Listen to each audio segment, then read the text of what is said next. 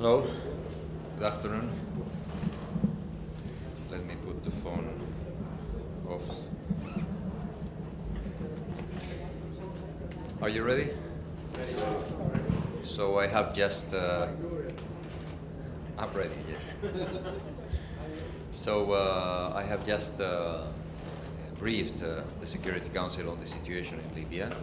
First of all, on the extremely difficult context we live today in a country dominated by chaos, and this chaos is what explains dramas as the ones we have seen recently, the death in the Mediterranean Sea of hundreds of migrants traveling to south of Italy and other countries, the killing of recently in the south of the country of close to 30 Ethiopian Christians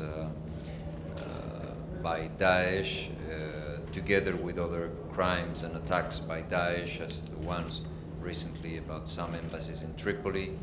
And in this context, the United Nations mission for Libya, as you know, is proposing some ideas in a draft agreement proposal that has been sent 2 days ago to the parties. I have informed about the main elements of this proposal, where I think are the areas affecting more both camps and the reactions, because as you know we have already reactions from both parties, some of them critical, some of them negative, and of course it's something we can expect in such a complex process as it is the one in Libya. I have explained to the Council that this is a draft, so these negotiations are work in progress. We are in contact with the parties. We are listening to them, of course, and trying to understand how this draft can be improved and how we can reach this consensus we want as a political solution for Libya. We all know very well, and the actors involved in the dialogue know very well, that there's no military solution. So all the fighting you can see in the country is mainly affecting the political dialogue and intended to hamper the political dialogue. This is what most of these actors are trying to do, and this is why I have also explained to the Council that we need to start with the security track as soon as possible. We are trying to start the first meetings as soon as next week. There are 2 tracks that have not started to work yet. One is the security track, and we would like to have direct face-to-face meetings as soon as possible. And the other one is the tribal leaders or tribal sheikhs track that should start to meet also soon. So we have discussed with the Council these issues. They have expressed concern, first of all, about the timing. The international community would like to see an agreement in Libya before Ramadan. Ramadan, as you know, starts on June 17th. So this is the ideal framework, and this is what I heard today in the Council. Concern about how to overcome this chaos, given the huge concern of the international community about terrorism, about migration. Libya is a huge problem for their own citizens, for the Libyans, but it's also a huge problem for the international community. How to help in this process, and how at the same time be effective in fighting these threats. This has been repeated by many of the ambassadors today in the Council. So these are the main elements, but of course I'll be glad to answer your questions. Yes, please. You talk about your draft agreement, but already your draft agreement has been rejected by one of the governments, the government in Tripoli. Well, what I heard, I have had a couple of conversations with them, is that some part of the agreement are okay, and including some of the most important parts of the agreement. It doesn't mean that they can accept everything that is in that in those parts. And there are others that require more work, and I think that there is a genuine interest in improving the proposal, in improving the possible agreement, but in these negative reactions you have all kinds of actors, sectors, so you have to see carefully what are where are coming from some of these reactions. But let me insist that in my conversations with people representing that side in the dialogue, it has not been so negative. It has been critic. They clearly want their share of the governance and of power to improve in future drafts, but also is positive about other parts. Thank you, Mr. Leon. The fighting is raging all over the country. Nevertheless, you're showing a lot of, you're optimistic about the political track. I wonder whether you are realistic in what you're doing. Can you tell us what's the main obstacles that still remaining? You talked about 80% agreements. What are the main obstacles? Did I say I was optimistic? I think I didn't. You cannot be optimistic in this context in Libya. You cannot be. We are, the only source of hope is that we are working hard, and we have more and more people supporting in Libya this effort. And let me add another element. This fighting everywhere in Libya, which is a very important concern for the United Nations and the international community, is proving time and again that there won't be a military solution, at least for the moment. You can't see any of the military actors strong enough to impose completely on the other. So it's true that there is fighting everywhere in the country. It's true that this is a very important concern, but at the same time, it's reinforcing our argument that the only solution is political. Even some of the people who are fighting, when you talk to them, they tell you, we know that there won't be a solution, but while there's no political situation, we have to improve our position. There is a contradiction. We are trying to work in the long term, in the long run, and most of these armed groups are just short-term actors. Many of this fighting is not seeking to change things in the long run, because they know it is impossible, just to reinforce their position for the moment and in view of a possible settlement in the future. But it's difficult to be optimistic. We are not pessimistic. It would be difficult to imagine just a few months ago that both sides could be discussing around a paper, and this is what we are doing today. So this is the source of hope, but let me be very cautious about the possibilities for the agreement. Yes. Thank you, Mr. Leon. I have two questions. Two questions. One is about how do you distribute the blame? The other day, when the plane of the delegation leaving Tripoli, their plane was bombed while they were on the runway. So, and you still try to keep the same distance from all the parties. You don't distribute blame. Who is sabotaging the whole operation? The second question: how much you put blame on the NATO operation? They did their operation. They went beyond their mandate. They left Libya in ruins, and they cut it short and ran. And this is what the international community had inherited from the NATO operation. Sorry, I didn't hear the first question. The first question: there are two parties. You're trying to keep the same distance from both. On the other day, when you were planning the meeting in Skhirat, the plane of the delegation leaving Tripoli, their plane, while it was on the runway, it was bombed by the other group. Yet, you try always to keep balance between the both parties. Do you distribute the blame equally to both parties? Well, I think my reaction to this attack against the airplane transporting the delegation to Skhirat was very clear. I said that this is absolutely unacceptable.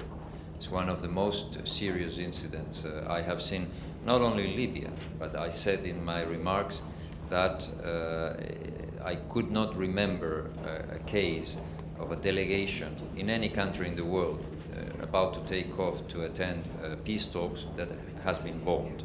And I insisted that there should be an international inquiry and an explanation on this attack.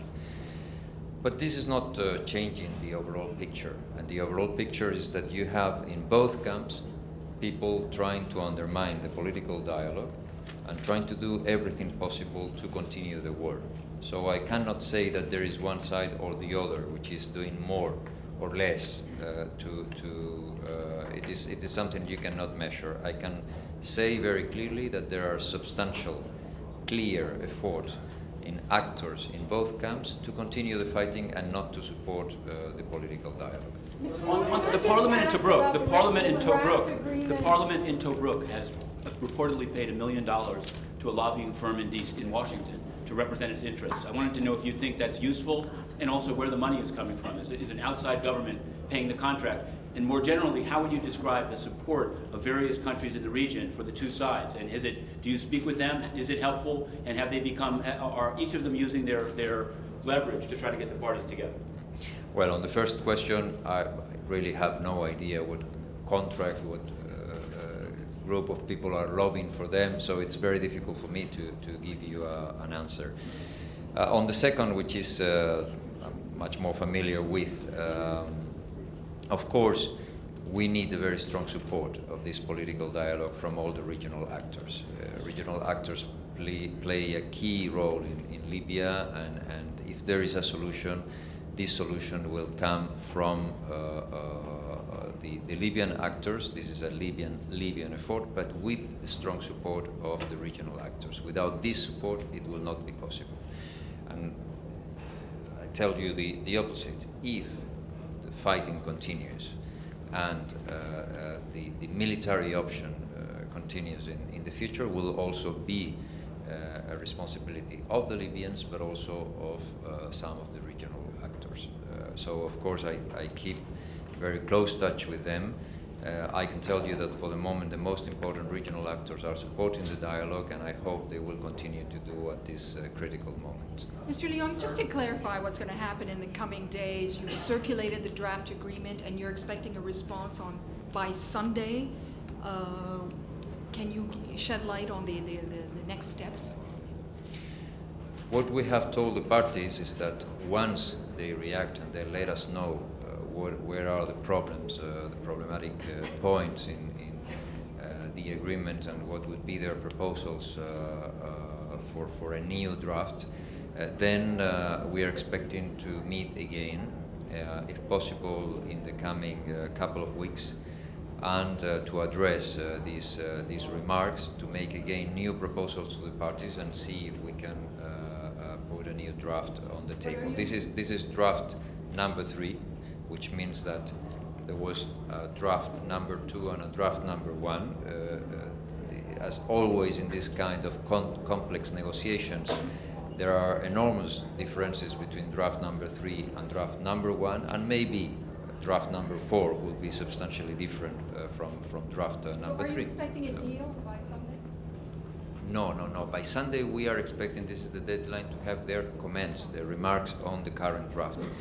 With these remarks, we will have a clearer picture to prepare the new round of talks, and after this new round of talks, we will be in a position to prepare a new proposal. That's the idea. Mr. Leon, yesterday the European High Commissioner said that the military option to fight the human trafficking is still an option. She called police operation, but the meaning is more or less the same. Do you think that is a feasible solution to contrast strictly that human trafficking issue? Well, I think what the international community and the European Union, which is suffering directly this pressure, is saying is very clear. Number one, let's try to have a political agreement. And this is very clear from all of them, because we all know very well that the main weapon Libyans have to fight migration or to fight terrorism, to fight all these threats, is unity. And without unity, if the war continues, it will be extremely difficult to fight terrorism or these mafias trafficking with human beings.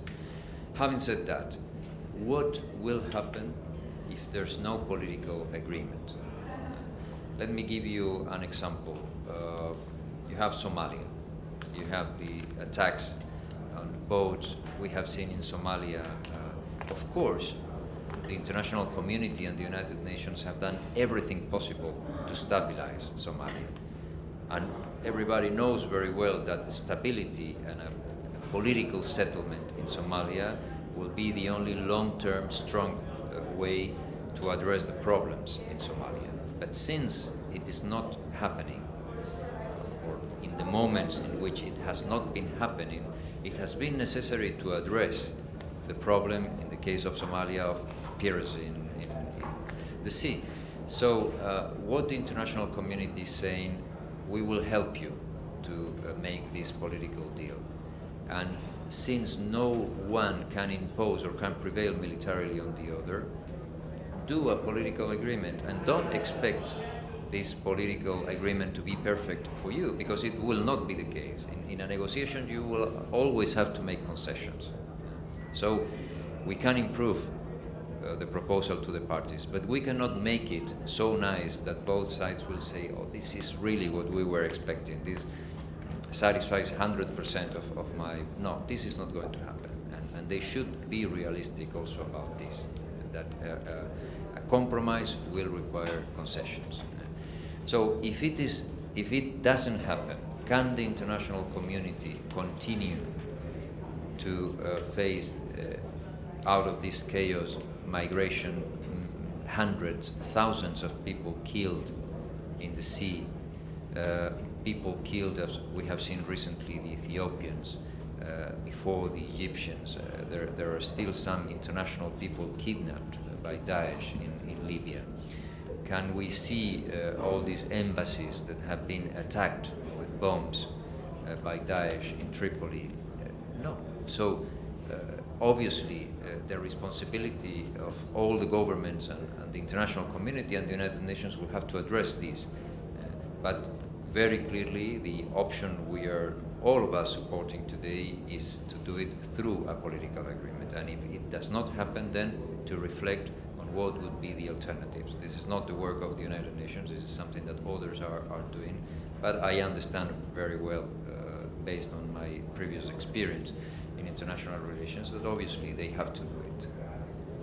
Thank you. Your agreement doesn't recognise any authority to the parliament government in Tripoli. Is that the main sticking point? And from your point of view, can there be any concessions on that as the negotiations go forward? Well, what we have proposed is an architecture, an institutional architecture, which is coherent with the principle, with the democratic principle of a parliamentary democratically elected, which is the House of Representatives, and at the same time an architecture where all the actors will have a say, a key responsibility and participation in the institutions. First of all, because at the center of the system there will be a unity government. And this unity government, in our proposal, is the main institution in the country. It has to be a strong government. This is why this central government with a presidential committee is absorbing the main executive and presidential competencies that are today in the House of Representatives. And this is a government, a unity government, where